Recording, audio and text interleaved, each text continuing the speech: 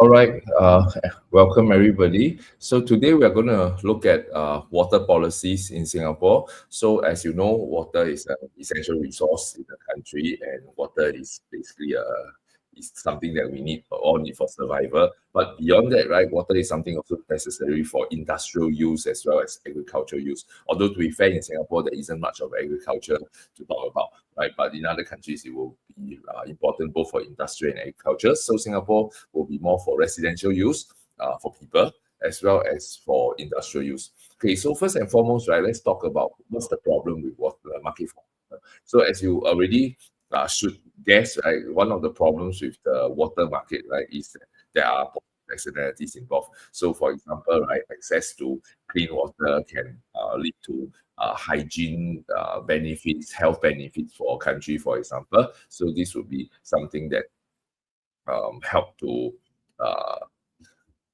let me move this. Okay, so this can help to generate positive externalities in terms of third-party benefits for society.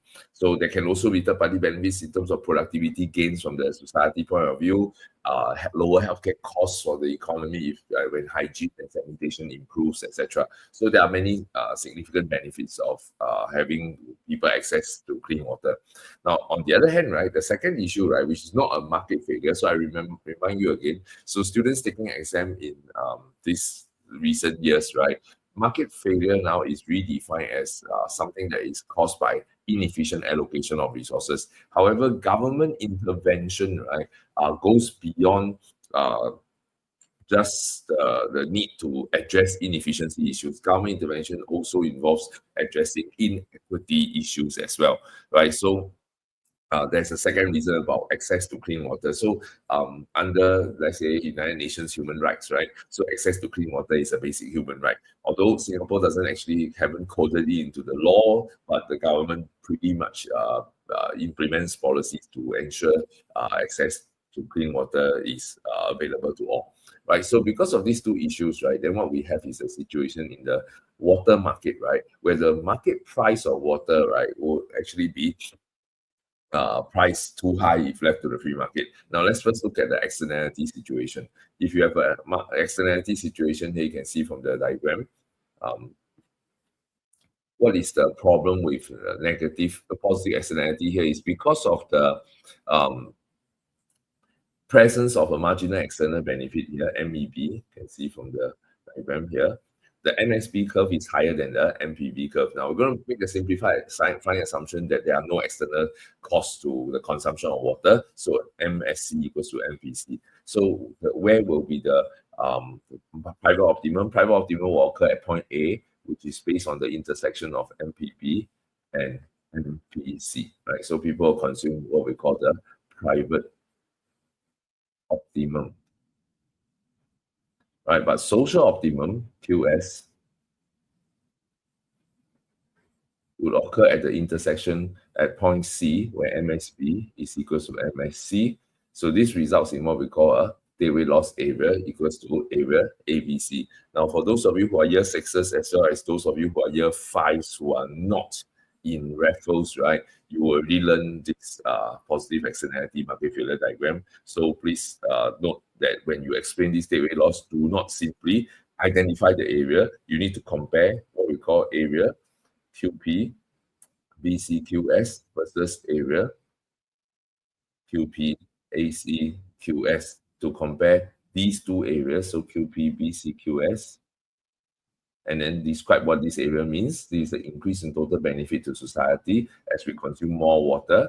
Then QP ACQS will be the smaller trapezium here, which is the increase in total cost to society as we consume more water. And then the difference between area ABC is the net gain that we could have gotten but didn't get. So it's what we call the foregone net benefit, also known as the deadweight loss. Right? So foregone net benefits is also known as the deadweight loss to society due to the underconsumption caused by the presence of positive externalities. All right, so this is the one of the reasons why water may be priced too high if left to the free market as underconsumption. A second reason why water might be priced too high is, I say, is an equity issue. Now, so what you see in the diagram now, right, is a demand and supply diagram, if left to the free market now, who demands water? So it will be households demanding water, firms will demand water, like restaurants need water, factories need water, certain factories need more water than others, right? So depending on what is the nature of the production, some are highly water intensive. Now, who supplies water in Singapore? Here we are talking about piped water, right? So we're talking about pipe water that comes through our water pipes. So basically, the only supplier of pipe water in this country is the government, right? The public government agency called the Public Utilities Board that provides pipe water. So how they supply water will be through various sources, or what is known as the four national taps. Right, the four national taps will be things like water management from rain, water we import from Malaysia, then the water that we desalinate from seawater, as well as recycle water from using our reverse osmosis processes, that what we call new water. So our supply curve will be a normal upward sloping supply curve, not so much in the sense that the government is saying that I will only sell you water at a higher and higher price, but rather this is more a reflection of the cost, right? That if you want the government to produce more and more water, it will cost them more and more. And if the government was a private firm that was driven by profit, right? If PUB was a driven by profit firm, then the PUB will set a price equal to the market price at P1. However, right, because due to both externalities as well as inequity issues, right, the government or PUB, right, actually sets water prices below the equilibrium. So they fix a price, right? So I remind you again, this is not a price ceiling, right? As some of you recall 2 weeks ago, this question was asked whether this can be considered price ceiling. A price ceiling is something that is imposed by a government onto private firms and say, hey, look, here's the government saying that you can't sell higher than this price. But who's the seller of water here? The seller of water is PUB, the government themselves, right? So the government will be imposing a price ceiling on themselves. The government will just decide, okay, I'm going to sell at this fixed price, right? So, and why is this fixed price set below P naught? It is to ensure that water is affordable for people and water is priced at a level, right, that reflects maybe the positive externalities. Now, the problem is when you set the water price below equilibrium, what you get is a shortage of water where your quantity demanded is greater than quantity supplied, leading to what we call a shortage. Now, ordinarily, right, when there's a shortage, right, then consumers will get to buy up to the QS point only, right? Because the private seller will not be willing to sell anything higher than QS at this price. Now, however, right, don't forget, this time the firm is not a private profit-driven firm, it's a state-owned firm, right, aiming at social welfare. So what the government will do, right, is to set the quantity sold at this point. So the government will be willing to produce up to QD amount of water, and based on this price, the government will produce water at this higher cost, right? This is the cost of production. To the price that must cover their cost will be at this, let's call this P1, for instance, right? Then effectively, right, by selling at the fixed price, right, the government is providing a subsidy per unit of water equals to this level. So there is a high subsidy given by the government to ensure people can afford the price. Now that's fine, right? It's okay that the government gives a subsidy because after all, on equity grounds, on positive externality reasons, right, providing a subsidy has economic justification. The problem, right, however, is that the subsidies cost money, right? So the government, right, may have a difficulty trying to ensure the subsidies. We have the money to subsidize. I might argue that, okay, wait a minute, Singapore is a rich country, right? The government has lots of revenue, lots of reserves, they can afford to do this. Well, yes, fair enough, but doesn't mean that there's no opportunity cost for the subsidy amount that the government has to give. Plus, second, right, you're assuming that we can get unlimited amount of water as long as we are willing to pay for it. We can get more and more water, but that may not always be the case, right? So water catchment is one major source of water. We only have so much land to capture so much water, right? So there may be a situation where we don't have the amount of water produced each month to sell the amount that people want. Now, where then the excess water come from? The water will come from our reservoirs, right? So we will start draining our water reserves, and this is not a sustainable solution, right? So as a result of this, the government says, okay, maybe we're going to start raising water prices, right? So how does the government then raise the water price? Okay, so before we go there, right, I want to introduce to you the exam question that during the AMA session last week, this was asked. I think once. I'm going to go through this again more thoroughly this time. So in the 2020 A-level exam question, the question was talking about how concerns about future water shortages resulted in Singapore's National Water Agency (PUB) increasing the price of water by 30%. So as what I was saying just now, the government is saying that okay, we have a shortage of water, we are subsidizing water at the low price, but that subsidies cost quite a lot of money, and maybe we don't have enough water to sell, and it's draining our water reserves. So maybe we need to raise our price, and the PUB decided in 2017 or rather from 2017, they're going to raise the price of water by 30%. Now the question says, explain why a shortage of water might still exist after the rise in price of water. The water price might still exist after the rise in price of water. How does that happen? For the price of water to increase and yet still have a shortage, right? The only way this can happen, right, is that the increase in price was not sufficient to clear the market. So what you have here is the initial shortage at fixed price, red color fixed. After PUB had raised the price, you have a new shortage that is smaller, right? So the only way for the increase in price to still result in a shortage, right, is that the price didn't rise sufficiently to where the market clearing price is, right? So then what can cause this? Well, there are three reasons why this can happen. But before we go through the three reasons, let's look at the framework of this essay answer first. So what I would do, right, in this essay is I start out with a brief introduction or a brief section of this essay rather to talk about how the water market is organized in Singapore, where you have one government seller who sells the water at a fixed price, right, of agrees P fixed, right, in red color below the equilibrium, and that the government would sell the amount equal to whatever is it that people wish to buy. So the quantity so matches the quantity demanded of government subsidizing. I'll start off explaining how the market works. Then I talk about how the government is trying to raise the price to try to reduce the shortage or to get rid of the shortage, but somehow this results in a shortage still. So then I go into my R1 of this essay and say, okay, let's explain one reason why in spite of the price increase, there's still a shortage. After I explain that, I go into R2, a second reason. Right, so two reasons why the water price did not rise sufficiently. Okay, so I'm going to go through three reasons today, so you don't have to use all three. One obvious reason is due to social and political considerations. Water, after all, is seen as a basic necessity. The access to clean water may be deemed by the government, right, as something that is important for everybody. It's an equity issue. So the government say, okay, well, on the one hand, I need to raise water prices to discourage people from over-consuming water.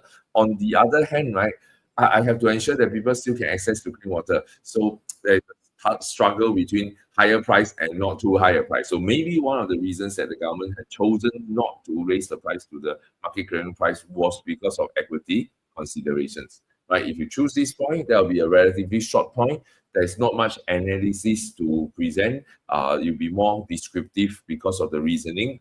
Graphically, what you will draw is you draw a diagram like this to show that the new fixed price is just deliberately set lower than the market clearing price just to ensure affordability. But the side effect is that there will still be a shortage, right? So it's an easy point to use.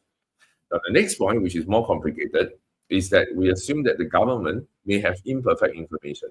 Now, this point is a little bit more troublesome. Please pay attention to the diagram. Does the government actually get to see the demand curve does PUB actually see the demand curve? PUB doesn't, right? PUB decides, okay, I'm going to settle at this price, right? Fixed price. And then what I'm going to do is I'm going to set a price. I'm going to sell as much water as people wish to buy. So people turn on their taps and they buy water, right, at the fixed price. Then PUB just supply, right? They just supply at whatever amount. So then PUB will sell this quantity supplied, which is equal to quantity demanded. So PUB is able to perceive this point, right? But PUB cannot see the entire demand curve. They can estimate, right? They can collect data, they can do survey, they can pass trends, right, and try to estimate and make some projections. And suppose they form a perception of what the demand curve would look like. And let's say they get to this gray color perceived demand curve. Now, if let's say people say, okay, I want to raise the price. I want to raise the price to a level that clears the market. Then the price to raise to will be P prime, right? So once I raise to P prime, I should clear the market. But wait, what if the PUB had imperfect information? What if the demand curve was actually more price inelastic than PUB had thought, right? And then it was a green color demand curve that is the actual demand. Then even though the price was raised to the level that PUB think will clear the market, it ultimately didn't, right? So you still have a new shortage that emerged.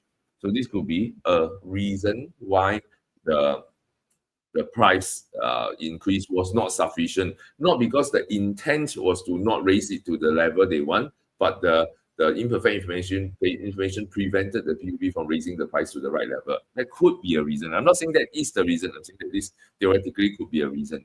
Now, between this second reason and the previous first reason, right? Which reason do I think is better? I think from a analytical point of view, right? The second reason looks a lot better from an exam point of view because it allows you to bring in a concept that you couldn't bring in the first point. You could bring in PED into your argument, and that showcases your ability to have more scope of use of theoretical framework, which I think will look better in the exam. And if you can draw a diagram like this to illustrate, right, I think that stands you out head and shoulders above the other candidates in the exam. Right, so provided you use it correctly. All right, so this is the second argument. I said there were three arguments I'm going to go through, right? So there's a third possible argument you can argue is that the demand may not be constant, right? Population growth, right, will continue to add more people into the country, and they will reduce the demand will rise proportionately. Furthermore, lifestyle changes, right, due to growing affluence, income growth, right, may also contribute to increases in demand for water. Furthermore, industrial expansion, especially when we go into more high-tech precision engineering in manufacturing sector, as we move more into semiconductors, these tend to be quite water-intensive manufacturing industries, right? That to rising demand for water for industrial use. So all these are adding to demand. So perhaps, right, the assuming that the PUB had the perfect information about where the new price need to be at P prime, right, and they were willing to raise it to that level, this would have cleared the market had there not been a rise in demand. But because there's a rise in demand now, a new shortage emerges. Right, so this can be a third way of explaining this point. Now, so in total, right, there are three ideas, but we only have time for about two such ideas. So I would suggest if you pick two ideas, right, pick either number one or number two, or number two or number three, or number one or number three. Now, obviously, picking number one and two or one and three will make your answer a little shorter, and that saves you a little bit of time, which is good, right? If you're running out of time, if you're in a pinch, right, that will be a good choice. But if you have the time, then I think number two and number three will be stronger ideas in terms of able to illustrate shifts in the diagram that will look a little nicer, I think, from a theoretical standpoint. But I don't think it's going to translate into differences in marks in the exam. All right, so this would be the way to explain the answer for question A, right? Explain why water shortage might still exist in spite of the rise in price. Now, then we're going to move on to the next part of the question. The next part of the question for part B, right, was, okay, discuss whether government policy of increasing price of water is the only effective way to overcome future water shortages. So the fact that they ask whether something is the only effective way, right, is basically saying that this is a HOTS. HOTS meaning higher order thinking skill. This is a HOTS type 1 policy discussion question. But instead of asking you whether this is the best policy, it asks whether this is the only policy. So the presumption here is that this policy is effective to begin with, right? There is a preconceived notion, or rather there's a premise that the policy is an effective policy. Whether it is the only effective policy involves exploration of alternative policies. However, are we allowed to challenge this premise that whether it is effective, or are we even expected to challenge the premise? In my opinion, I believe you are supposed to challenge the premise that continued rise in demand should not be raising prices, rather, to deal with future water shortages should not necessarily be a good idea, because of the inelastic nature of the demand and supply for water. Now, what does that actually mean, inelastic demand? If you look at the diagram for demand and supply for water, for it's reasonable to argue it's pricing elastic. For households, that water may be a necessity, right? So then demand is likely to be pricing elastic. For businesses, right, that requires the use of water for agriculture, for industrial purposes, right, there is probably not a lot of some close substitutes that are available to replace the function that water can play. So as a result, demand is also pricing elastic for industrial use. In other countries that is agricultural use, right, then water can also, the demand for water also very pricing for in agricultural purposes. The supply of water arguably can also be very, very pricing elastic if a big part of the water comes from rain, right? And if you talk about importing water from Johor, right, that's also depending on rain. Right? So then your ability to generate new water and desalination plant, how much can you increase? That will depend on your productive capacity, how many desalination plants you have, what's the efficacy of your existing desalination plants, and what is your capacity of your reverse osmosis capability to create new water. So all these in the short run tend to be more price inelastic. Now they make the supply and demand feel very steep. So when there's a rise in demand, right, then the shortage that emerges out of this will require a very big increase in price to clear the market if I want to shift the fixed price to a new three double prime level. Now, because once I do that, right, then I will compromise my goal, my equity goals of the government. So therefore, continuous price increase, right, doesn't seem to be a very sustainable solution for future price increases. Now, so here we are challenging the premise that the price increase is even effective solution. Now, however, that doesn't mean we reject the policy. We can argue for a possibility to actually keep the water price increase, but we tweak it a little bit, right, to present what we call a tiered pricing system. So what the government can do, right, is to set a tier of water. Like this is actual what Singapore government do. So you can see in this table, this is actual policy in Singapore, that the first 40 meter cube of water per month, right, is priced at a lower price than water at the uh, for a 40-meter cube. So why they have a two-tier system, right? Is to ensure that a basic amount of access to water is made at a affordable level for vast majority of the households. Now, there are other policies, like for example, at this price, there may be even very poor households who find difficulty paying for this water at this price, and then there are use-safe rebates, right, that will help low-income households cope with that. So there are other government subsidies and rebates that help the low-income households, but this lower price is to ensure that vast majority of households should be able to access sufficient amounts of water for basic necessities at an affordable price. But then, right, anybody who wishes to use more water beyond this, right, then it's going to have to be prepared to pay a higher price, closer to market price, right, which is like maybe like $4.39 per meter cube of water, for instance, right? So this would be a two-tier pricing model. Now, there's only one major problem I feel with this policy. It doesn't take into account household size, right? 40-meter cube, right, is the threshold for a one-person household, two-person household, a six-person household. This would still be a issue. And if you know that the government is trying to encourage, right, bigger families now, right, having people asking people to have more kids, or people stay with their grandparents, for instance, right, then this policy of two-tier water pricing that does not take into account household size, right, isn't really contributing very much to encouraging bigger households. So perhaps one suggestion that you can put in the evaluation, right, is for the government to consider adjusting the two-tier pricing system in a way that also takes into account household size. Now, that may not be too difficult to do, right? Because if you look at how the healthcare subsidies, the CHAS system, community assistance scheme, right, blue card, orange card, actually they are based on household income, right? So they will have to have data about number of people in each household, as well as the household income level of each household, to see whether what level of subsidy you qualify for. So I think it's a bit of an administrative hassle, but I don't think it's that overly possible to achieve this. But certainly there is a suggestion you can add in your evaluative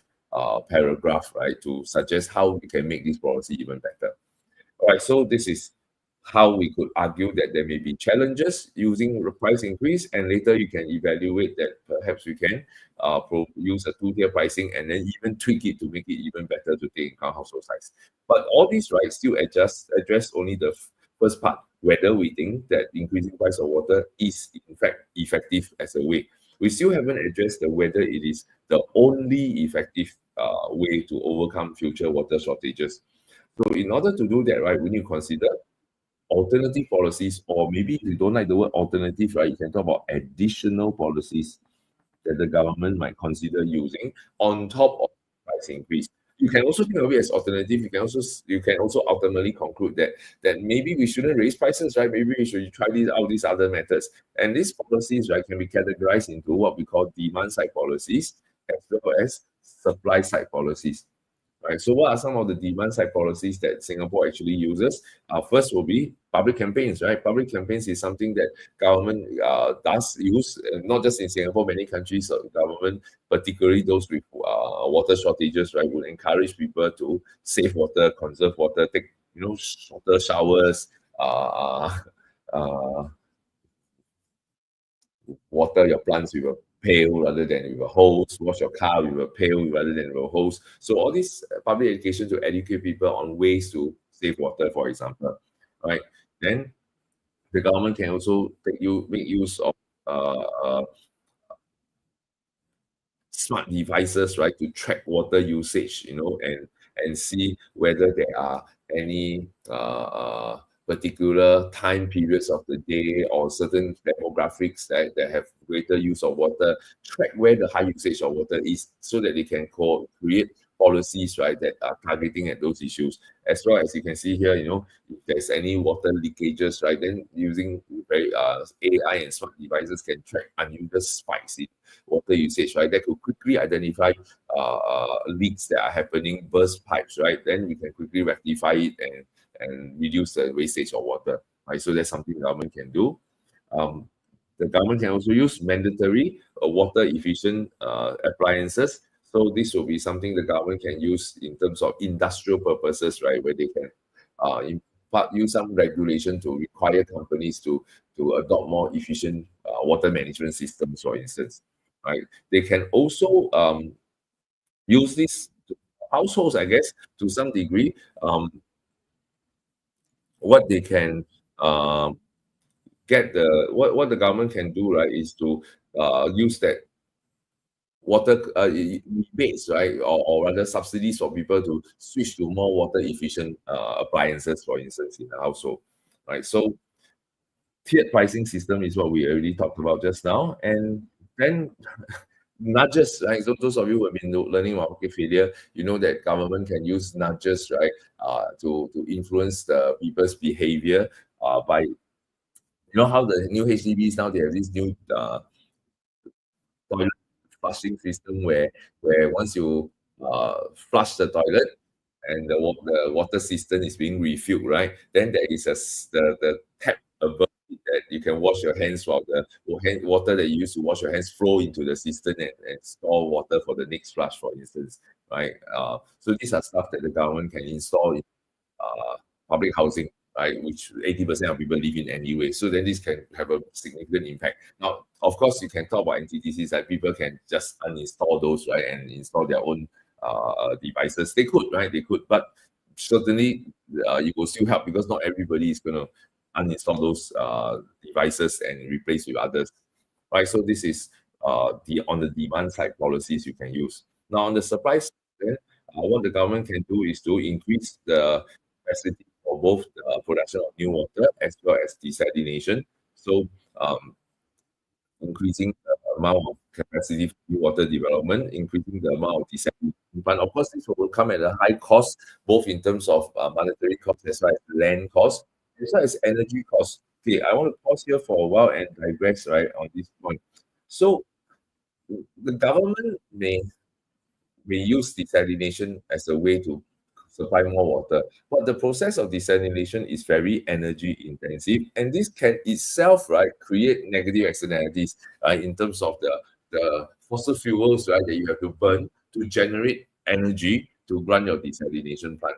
So that could be something that the examiner could talk about, right? In the exam, in the case study paper, for example, this might be one of the issue being discussed. Or for the matter, it can even come out in an essay. So do note that the solution to problems themselves can create problems, right? So this came out in the can't remember which year was this, 2020 something, right? There was an essay question about street lighting. I think 21. I think street lighting question, street lighting as a public good, and how the government, when the was it street lighting? I can't remember. So when the government, right, use direct provision of street lighting, then when they generate electricity to power street lighting, that in turn can create negative externalities. So that could be the kind of question that could be set in here. So do be aware that when you learn about policies, be concerned about how some of these policies may have negative side effects in terms of other sources of market failure. All right, then continuing, what other policies on the supply side do we have? Right, so rainwater harvesting, for example, so increase our water catchment. So contrary to popular belief, Singapore has not yet achieved 100% water catchment. We are at the moment able to capture about 60% of the rainfall into Singapore. There are certain parts of the country where it is not yet feasible to collect all the water, right? So, like maybe place expressways, for example, roads, right? There may not be some the infrastructure built in to collect rainwater yet. But there are plans to improve our water catchment infrastructure that by the year 2060, that's like 25 years from now, the goal is to achieve 90% water catchment. That means 90% of all rainfall on this country will be collected for use. Right. So that is still a distance away, like 35 years, but at least that's the goal.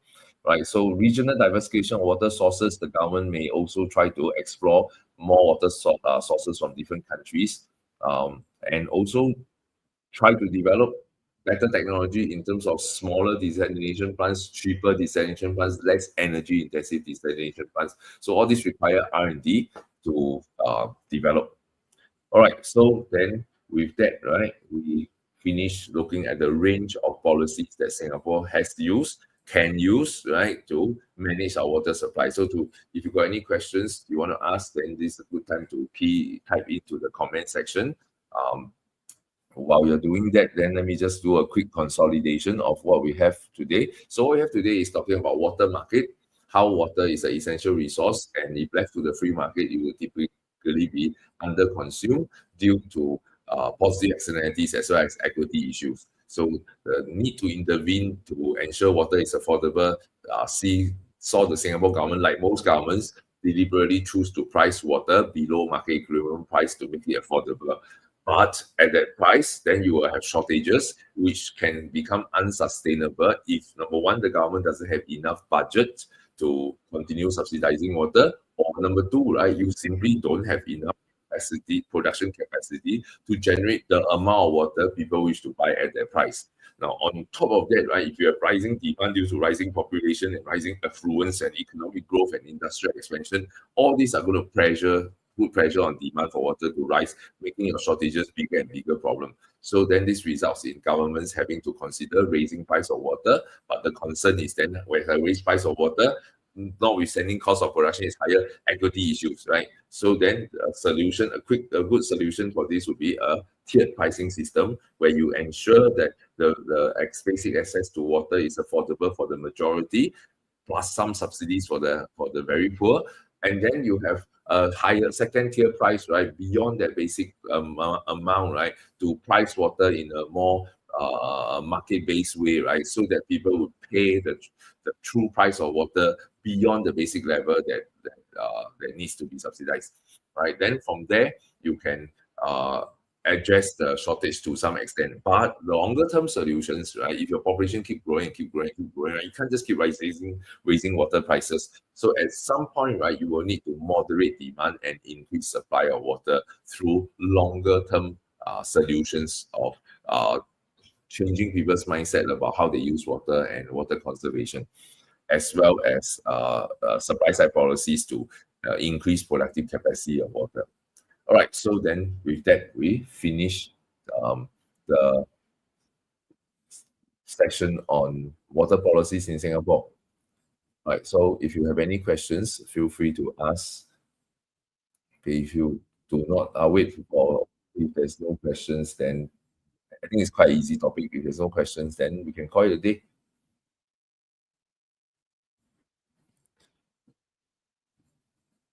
Okay, so we have a question. We have a comment though. Let's see.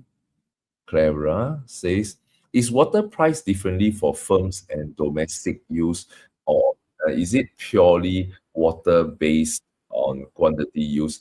I think water is priced differently for industrial use and industrial use compared to domestic use, definitely. And because the subsidies are different. And it is based on quantity, correct?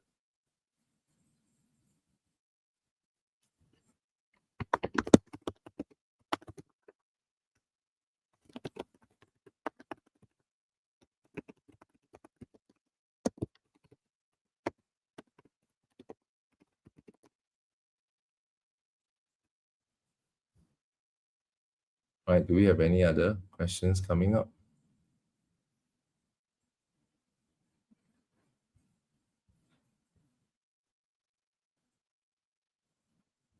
Okay, so I have Sam. Why is demand shift pivotal and not parallel for part A for imperfect information? Okay, so Sam, there is no shift. This isn't a shift. Let me move my cursor to the screen. Let me bring you back to this page. This isn't a shift of the demand curve. Here, what I'm explaining, right, is that the demand for water is more price inelastic than what the government is perceiving. So as I said, the government, right, the government can only observe this point. Right? The government says, I'm selling at this fixed price. I know I'm selling this quantity. So I know this point exists on the demand curve. But where exactly is the demand curve? I estimate using my data. So based on my data, let's say I imagine it's the gray color line. So I say, okay, this is where I think the line is. But what if I'm wrong, right? What if the line is the green color line? Notice how the green color line must cut through the same point because the government is observing this point where the price and quality is, right? So it's not a shift, it is a what the demand curve, where the demand curve is and where the government thought the demand curve is.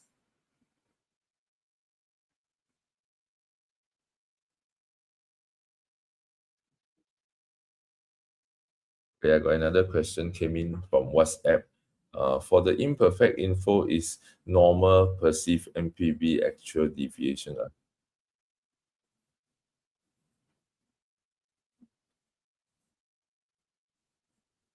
I don't quite understand your question, Shen, but I think what you're asking is this argument accepted by Cambridge, right? Yes, it is accepted.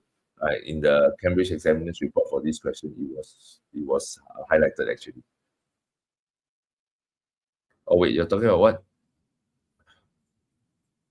Is the imperfect info for normal MPC perceived an actual argument? So you're talking about the externality case. I think externality case, it should be more PBMSP rather than MPC MSC because it's a positive externality argument and not a. So for externality, it should be positive. Imperfect info here is we're talking about imperfect info of the government, not imperfect info of the firms. Right? So of the consumer, sorry. So imperfect info of the government. So therefore, I don't think we should use MPC, perceive MPC actual at all. All right. Anybody else got a question? Please type into the comments so that I can show the question on the screen rather than you text me on WhatsApp because I can't share that. I can't show it on the screen. Does anybody else has any question?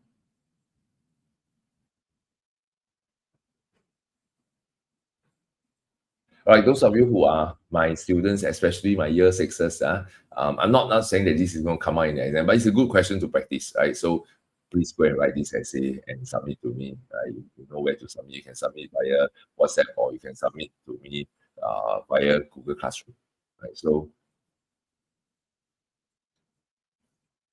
okay, I'm going to assume that there are no more questions because it's a relatively easy topic. If you got any questions, please feel free to type into the comment section once this video is uploaded, which will be done in a short while after this. And alternatively, you can always WhatsApp me and ask questions if you are my own student. Okay, then that's all for today. Thank you for your time, everybody. Have a good night.